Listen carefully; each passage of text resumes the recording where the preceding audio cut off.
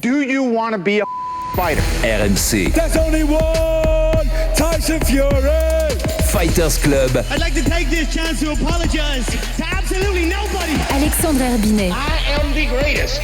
Bonjour à toutes, bonjour à tous et bienvenue dans un nouvel épisode du RMC Fighter Club, un Fighter Club qui remonte dans la cage pour vous proposer un dernier épisode sur le choc tant attendu pour le MMA français 9 mars à Miami, co-main event de l'UFC 299, Benoît Saint-Denis contre la superstar Dustin Poirier. Et cette semaine, on va vous proposer un épisode un peu spécial puisqu'on va rentrer dans les coulisses de l'élaboration du film Fury qui est en ligne sur la chaîne YouTube RMC Sport Combat qui donc vous propose plus d'une heure sur ce choc tant attendu et on va faire ça avec Romain Pougeot, JRI à RMC Sport et qui s'est chargé d'élaborer ce film. Il va nous expliquer tout ça. Comment ça va, Romain ? Salut Alex, ça va bien, ça va bien. Un plaisir de te recevoir dans le Fighter. Ça fait plaisir, c'était dur, hein. C'est très long, mais c'est quand même un super film.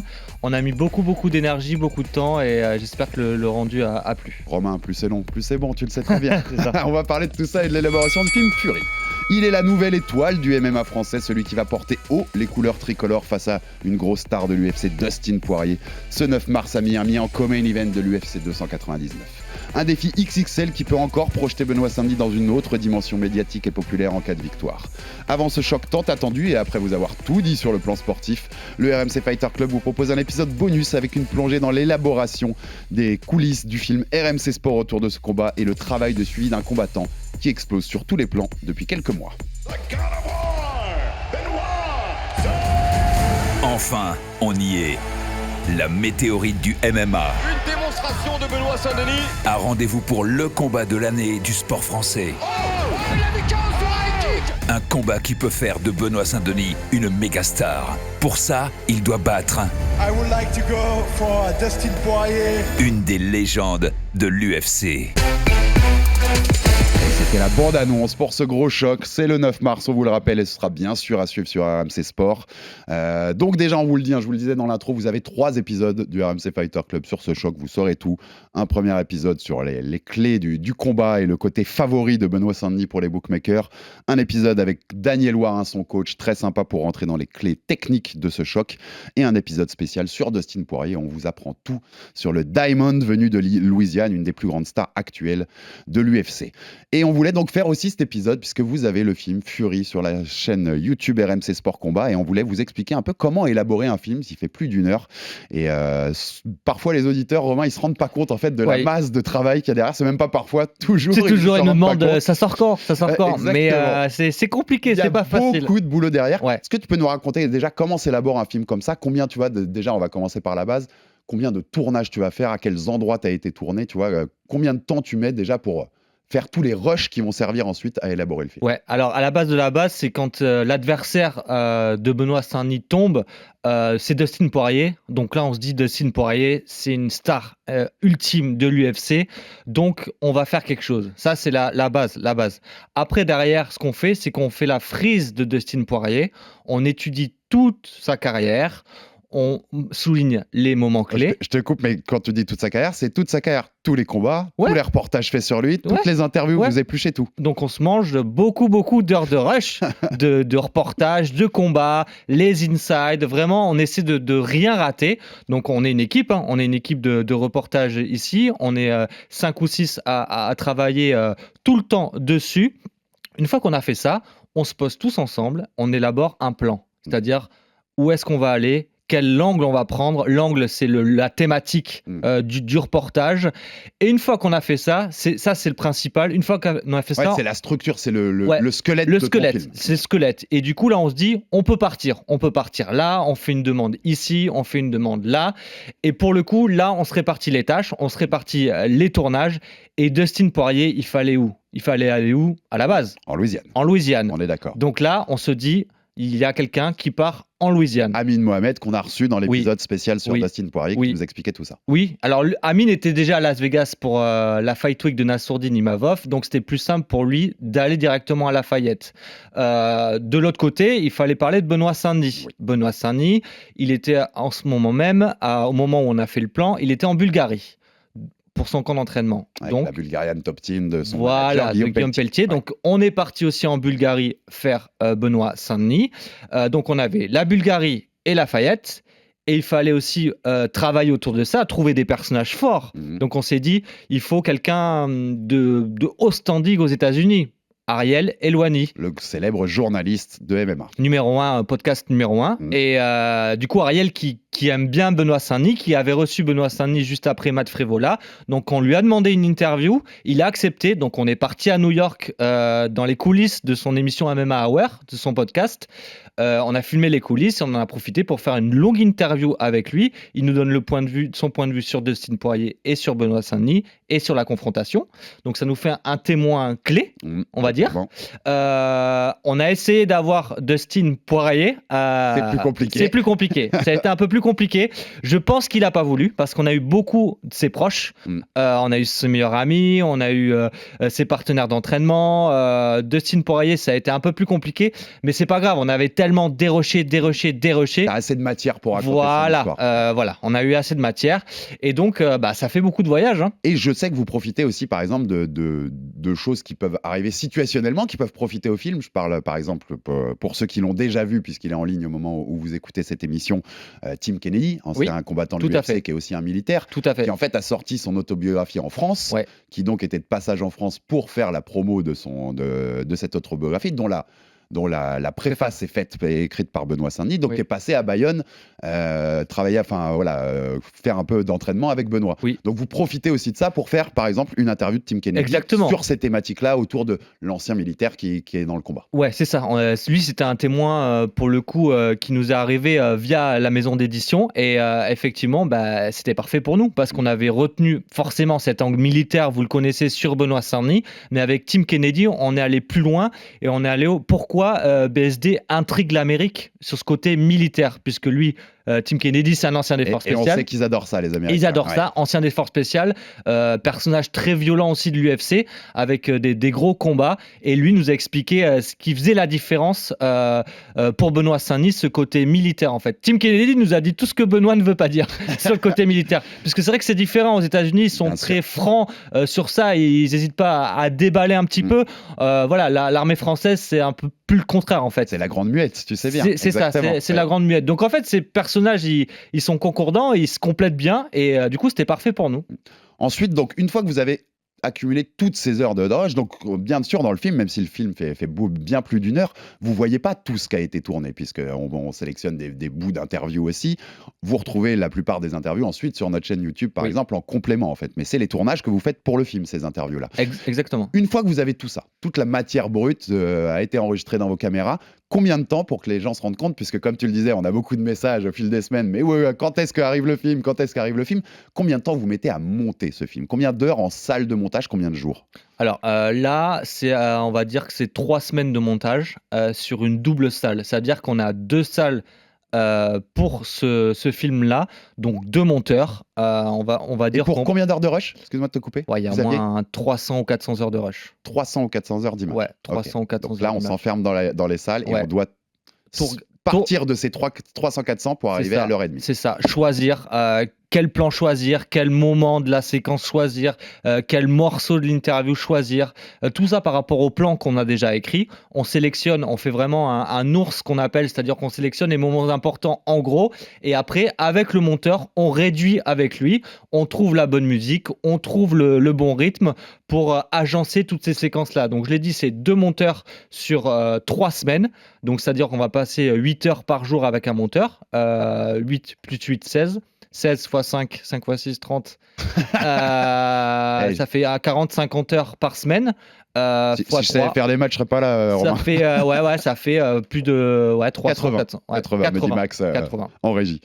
Ouais, donc c'est énorme le temps passé là-dessus. Vous passez plus de temps qu'avec vos familles, quasiment en salle de montage. Pendant un mois, on fait penser que... Tu sais que c'est marrant ce que tu dis, parce que quand je rentre à la maison, j'ai les musiques et j'ai les passages dans ma tête, je m'endors avec ça. C'est compliqué de décrocher d'un montage. Hein. Bien sûr, complètement. C'est compliqué parce qu'il faut se dire qu'on est enfermé dans une salle sans fenêtre, il fait noir, il y a des grosses enceintes partout, il y a 3 écrans immergés, une immersion totale. On dirait un casino de Las Vegas. Ouais, sans le jeu malheureusement. Est-ce que, pour le sourire, Romain, mais est-ce qu'à un moment, À un moment, il y en a marre. À un moment, vous en avez marre de Benoît Saint-Denis et Dustin Poirier parce que tu vois, tellement tu passes d'heures à monter, t'as envie que ça se finisse, quoi. Alors, je vais pas blesser Benoît, hein, mais c'est vrai que on comprend ce que je veux dire. Benoît c'est pas Saint-Denis, du tout critique. c'est le 4e film que je fais en un an.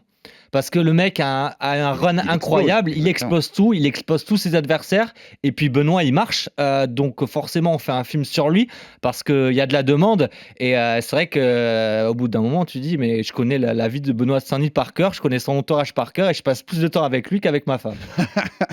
Tu connais mieux sa vie que la tienne, presque, Romain.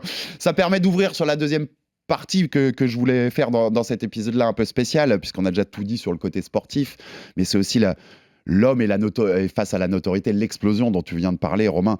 Déjà, tourner, juste, ça c'est pour l'anecdote aussi, mais tourner avec Benoît Saint-Denis, tu nous le dis, c'est le 4e film que tu fais avec lui, ça fait à peu près 2 ans que je pense que tu le suis très régulièrement. C'est ça. C'est facile à tourner avec lui, avec son entourage, tu vois, c'est par rapport à d'autres films que tu as fait, c'est plutôt agréable et easy avec le clan BSD. Ouais, complètement. Ils sont franchement cool, ils sont très ouverts. Voilà, ils nous donnent des accès incroyables, comme vous avez pu voir sur le film à New York par exemple, où Daniel fait la tactique du high kick, et ça c'est ouvert, ça c'est assez rare quand même que Daniel nous ouvre totalement les entraînements. Dans ce film, moi j'avais aussi, c'est parce que c'est une séquence de vie, je sais que vous aimez bien l'église, bien sûr, de vous laisser aller à l'église avec lui, comme il nous avait laissé d'ailleurs à son mariage avant l'UFC Paris 1, c'est des séquences hyper fortes. Il y a une relation de confiance qui s'est créée entre Benoît et nos équipes, et ça c'est vraiment le rôle du JRI. Donc on dit que le JRI c'est le journaliste reporter d'image, donc je pars avec ma caméra, je suis tout seul. Après c'est la bonne distance à trouver. Comme lui il trouve la bonne distance dans la cage, nous il faut trouver la bonne distance. Toi tu jabs avec ta caméra. C'est ça. Faut surtout pas l'embêter, faut le laisser dans sa bulle, par exemple quand il s'entraîne, etc. Faut pas le coller, faut savoir prendre du recul. Par contre faut savoir aller sur les bons moments, sur les moments clés. C'est toute une machine à prendre. C'est là où c'est hyper intéressant, c'est que les gens basiquement pourraient croire tu viens, tu filmes. C'est ça, t'allumes ta caméra et tu filmes. Non, faut pas tout le temps filmer, faut laisser le combattant tranquille, faut savoir quand il veut être tranquille, il faut savoir y aller, poser les bonnes questions quand il faut aussi. Parfois je sais que Benoît ça lui plaît pas de ouf, mais il sait que c'est important pour le film, et la discrétion. Avec le temps, plus tu connais aussi la personne en face, plus c'est facile tout ça. Oui. Tu vois, tu te comprends avec un regard sur des moments, tiens, j'ai pas à filmer là. Exactement. S'il écoute, il va rigoler. Le cutting, par exemple, je sais exactement au moment où il faut que j'arrête, et j'essaye de gratter, tu sais, on est journaliste, je me dis, allez, je vais avoir la dernière image. Mais Benoît, il sait me le dire. Pour l'anecdote, c'était à New York, avant Matt Frevola. Il me regarde, il me dit, Romain, c'est bon, c'est terminé. Avec sa voix. Je fais mal, Benoît Saint-Denis. Mais je vois, là, en plus, la voix très Benoît, très militaire. Très militaire, Benoît, Romain, c'est fini. Voilà, c'est bon, j'éteins ma caméra et je rentre. C'est bon, c'est terminé pour ce soir. Comment toi t'as vu, on le disait, explosion totale ces derniers mois, sur tous les plans en fait, sportif, médiatique, populaire, il a explosé partout, Benoît. Je le notais ce matin en préparant aussi l'émission, il était à 150 000 abonnés sur Instagram avant l'UFC Paris 2, il est aujourd'hui à 580 000, donc c'est énorme. En quelques mois, c'est énorme l'explosion. Et puis c'est pas qu'en France, c'est avec des performances comme à New York contre Frevola, c'est international. Comment toi t'as vu l'homme évoluer face à l'explosion de sa popularité? Parce qu'on sait que c'est quelqu'un d'assez... Moi, je l'ai connu aussi il y a déjà quelques années, et c'est quelqu'un de très discret, qui aime bien sa vie peinard, tu vois, c'est pas du tout un reproche quand je dis ça, qui aime bien être quelqu'un de tranquille, en famille, avec les siens. Comment il gère ce truc-là? Est-ce que vous en avez parlé un peu? Ouais, alors je pense que c'est à double tranchant pour lui en fait, c'est parce que lui, son but, c'est d'être champion de la catégorie des moins de 70 kilos, il met tous les investissements pour le devenir, et ses performances, il le faisait dans son coin au début, avec la petite équipe, tranquille. Il a déménagé au Pays Basque, dans une petite ville, tout petit village. Il aime pas trop ça, les caméras, la notoriété.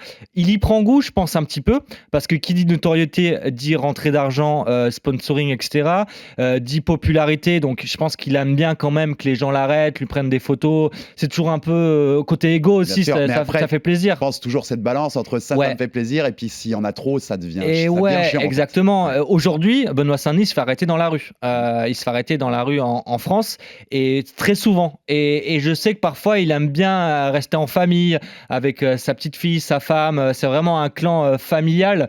Et je pense que parfois, il séquence ses sorties. Il faut pas qu'il sorte trop tôt. Voilà, je pense que c'est vraiment un double Et à tranchant. terme, tu penses que ça peut lui peser si en plus, tu vois, il continue d'accumuler les victoires, donc de devenir plus star, peut-être un jour champion UFC, c'est tout ce qu'on lui souhaite et c'est tout ce qu'on souhaite au MMA français.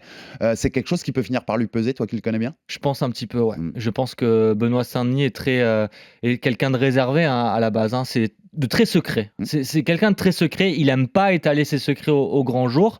Et voilà, il aime rester dans son coin. Donc je pense qu'il va séquencer. C'est-à-dire qu'il va faire ses sorties, mais elles seront préparées. Tu vois ce que je veux dire? Ouais, bien sûr. Et quand il va vouloir se promener, etc., s'il devient champion, il va être très connu. Il va essayer de le faire très discrètement et on le saura pas en fait. C'était un vrai débat ces dernières semaines dans le MMA français, donc je te mets sur le grill, Romain, je vais te la poser la question. C'est le visage du MMA français, tu crois? Benoît Saint-Denis? Pour l'instant, je pense que c'est le deuxième visage du MMA français. Franchement, il y a Cyril Gane. Et Cyril, il a fait 2 chances mondiales. Il a affronté John Jones. Voilà, le combat contre Dustin Poirier n'a pas encore eu lieu. Voilà, donc peut-être qu'après le combat contre Dustin Poirier, peut-être qu'on pourra dire que Benoît Saint-Denis est le visage du MMA français. Aujourd'hui, je pense que c'est le deuxième visage. Il gratte, il monte de ouf. Sa trajectoire, elle est fulgurante. Il y a encore un petit gap, je pense, avec Cyril, mais il commence à le talonner, quoi. Et puis avec la façon dont il termine les adversaires, les performances, la façon dont il parle au micro qui plaît à beaucoup de gens parce qu'il a ce côté je dis tout ce que je pense et toi je te prends et personne tient façon de call out. Personne tient 3 il fois a toujours 5 avec fait moi. Ça, il a toujours fait. C'est quelque chose qui porte. Mais je te posais la question parce que ça me permet moi aussi d'y répondre parce que c'est un débat qui a eu lieu dont on n'a pas trop parlé et en fait il y a plusieurs visages. Je trouve que ce débat est inutile parce qu'il y a plusieurs visages du MMA français. Bien sûr qu'il y a le visage. Celui qui a le plus fait aujourd'hui, c'est Cyril Gane. C'est celui qui a permis, au moment de la légalisation, de faire exploser tout ça, même médiatiquement. Il a fait beaucoup de passages dans des grosses émissions. Cyril, il représentait tellement bien et tellement l'inverse des clichés qu'ont eu des gens pendant des années sur le MMA que c'est quelqu'un qui est incontournable aujourd'hui comme visage du MMA français. Je pense que Benoît en est un par sa performance, par sa façon d'être. Il représente encore autre chose que Cyril. Je pense que Cédric Doumbé en est un par sa popularité et ce qu'il amène de différent. Manon Fiorot en est une parce qu'elle apporte aussi sur le côté féminin et qu'elle inspire sans doute beaucoup de petites filles à se dire si je faisais comme Manon. Je pense que c'est une question où il n'y a pas qu'une seule réponse. Ils se complètent en fait. Ouais, c'est exactement. C'est vrai que c'est une équipe de France qui monte ensemble. Ouais, en fait. c'est vrai que parce que quand par exemple aux États-Unis, est-ce qu'il y a ce débat-là? Qui est le visage du MMA américain? Non, je pense qu'il y a plusieurs visages au Brésil aussi en fait. Totalement. Preuve qu'on est encore un sport jeune en fait en France. C'est vrai. Il vient d'être légalisé. Parce que je pense qu'il n'y a pas ces débats-là. Exactement. Et quand tu n'auras plus ces débats-là, c'est qu'il y aura eu un peu de temps et qu'on sera installé, beaucoup plus installé, et qu'on n'aura plus besoin parce que tu le dis, il y aura tellement de champions et de gens, de bons combattants de tous les côtés que ce sera pas grave de désigner un visage ou quoi que ce soit. Ouais. Là où la popularité de Benoît, elle a changé, je pense, en termes international. Je me rappelle de ça, c'est justement après sa victoire contre Bonfim, ça l'a vraiment fait passer dans le visage des spécialistes. Ouais. Les spécialistes se sont dit... Parce que tout le monde pensait que Bonfim allait... Enfin, quand je dis tout le monde, énormément de spécialistes votaient Bonfim, quoi. Même notre film l'a fait passer pour l'autre. C'est-à-dire qu'il était à la base sur les cotes. Hein. Et là, les spécialistes se sont dit, OK, là, Benoît, on va le prendre au sérieux. Et après le KO contre Frévola, là, c'est la population américaine qui a commencé à changer et même les médias. Moi, j'étais en zone d'interview après. C'est la première fois où quand Benoît arrive en zone d'interview, tout le monde le voulait. Première fois, médias canadiens, mexicains, anglais, français, etc. Tout le monde voulait Benoît Saint-Denis. Ouais, c'est un et signe. Tout le monde commençait à le regarder avec des yeux, à se dire waouh, là, ça y est, il y a quelque chose. Parce que pour expliquer, puisqu'on a fait plusieurs fois à Las Vegas ensemble, d'ailleurs, sur les International Fight Week, pour expliquer à nos auditeurs, en fait, les diffuseurs de l'UFC ont un petit couloir, on va dire, dans les coulisses au Madison Square Garden pour le coup. Et donc, tu as tous les diffuseurs un par un et ils peuvent demander les combattants qu'ils veulent. Ils ne sont pas obligés de prendre tout le monde, c'est à leur choix. Donc là, comme tu nous disais, clairement, il y a une bascule. Oui, parce que souvent, on prend les combattants de notre nation. C'est-à-dire que les Français, on va demander les Français et les grosses stars. Et pareil pour les Mexicains, les Canadiens. Là, tout le monde a demandé Benoît Saint-Denis. C'est une preuve quand même. Donc, c'est une preuve que c'est devenu quelqu'un, même outre-Atlantique, en fait. Et même dans la rue, il commençait à se faire arrêter à New York ou pas du tout? Ouais, dans la rue. Alors, c'est encore un peu léger, mais dans la rue, il se faisait arrêter. Je me souviens qu'il avait acheté des chaussures de running dans un magasin. Et il y a eu 2-3 personnes qui l'ont arrêté, à l'hôtel aussi. Donc, voilà, ça commence. Et comme disait Antoine Simon, notre consultant, il fait ce qu'il dit. Et ça, les Américains, ils adorent. Oui, non, ils adorent complètement. Merci beaucoup Romain Pougeot de ta présence dans cet épisode bonus sur ce choc. Donc on vous rappelle, soyez tous devant RMC Sport le 9 mars. Énorme événement pour le MMA français. Dustin Poirier, star de l'UFC contre Benoît Saint-Denis dans sa quête du Graal et de la ceinture UFC. Et donc allez tous regarder si c'est pas encore fait, mais je suis sûr que si vous êtes auditeur de cette émission, vous l'avez déjà fait, le film Fury sur donc ce choc tant attendu sur la nouvelle chaîne YouTube de RMC Sport Combat. Énorme travail, vous a expliqué Romain de toutes ces équipes, donc allez les récompenser aussi pour ça en mettant des vues, des commentaires, de la force, ça fait toujours plaisir. Abonnez-vous sur toutes les plateformes pour rater aucun épisode du Fighter Club, envoyez-nous des commentaires, des pouces bleus, des étoiles, ça fait toujours avancer le bousin. Et à très vite pour un nouvel épisode du RMC Fighter Club. Merci Romain. Ciao. RMC Fighters Club.